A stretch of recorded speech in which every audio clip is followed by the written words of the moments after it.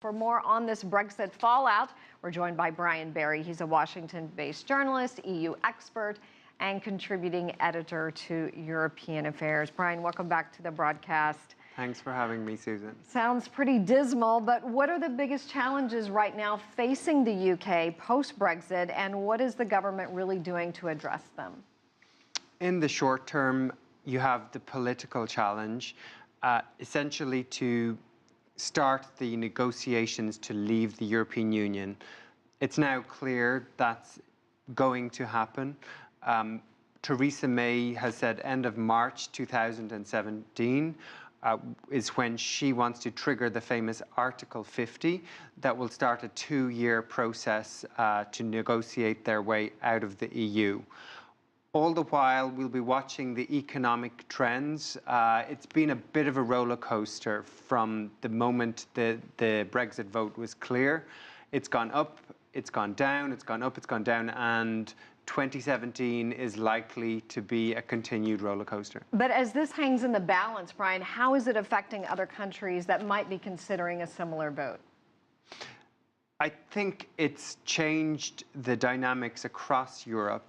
I think countries for which leaving the EU was unthinkable even 6 months ago, France, for example, the leading anti-EU people there, people like Marine Le Pen from the National Front, this has really given them sort of a boldness, and she'll have her top shot at it as early as April when the presidential election takes place in France, and she is expected to get into the final round.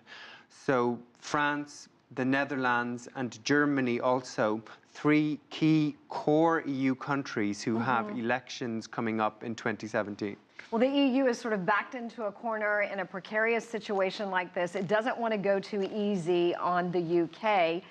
Given what's happened in the Brexit vote. Angela Merkel is vulnerable at this point.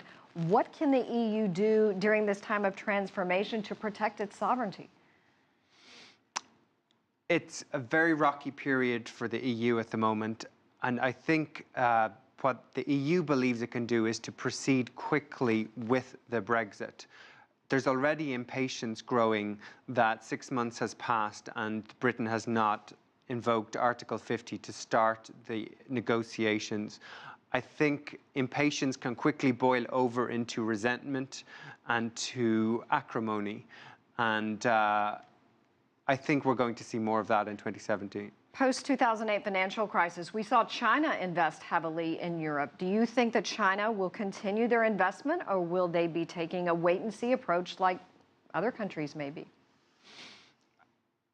Do you mean the UK or the rest of the EU, or? The rest of the EU. I don't see it changing the Chinese perspective on the rest of the EU. I think a lot of commentators have underestimated the desire of the EU to maintain the integration. Certainly the political leaders in the other EU countries are really set on maintaining their course of continued integration. I'm sure the Chinese are paying very close attention to that. They know that. It's more of a question mark about whether the UK becomes a less attractive investment place or not post-Brexit. There's a lot of people and a lot of talk about whether the UK will leave the single market. Is that the biggest concern for the economy, or can you nail it down to that? Yes, because access to the single market is the reason why many companies global companies established themselves in the UK in order to maintain easy access to a market of 510 million people. The question mark is whether that will still be a draw. The UK still has a lot going for it, of course. High-tech economy, well-educated, English-speaking, et cetera, right. One of the world's largest economies.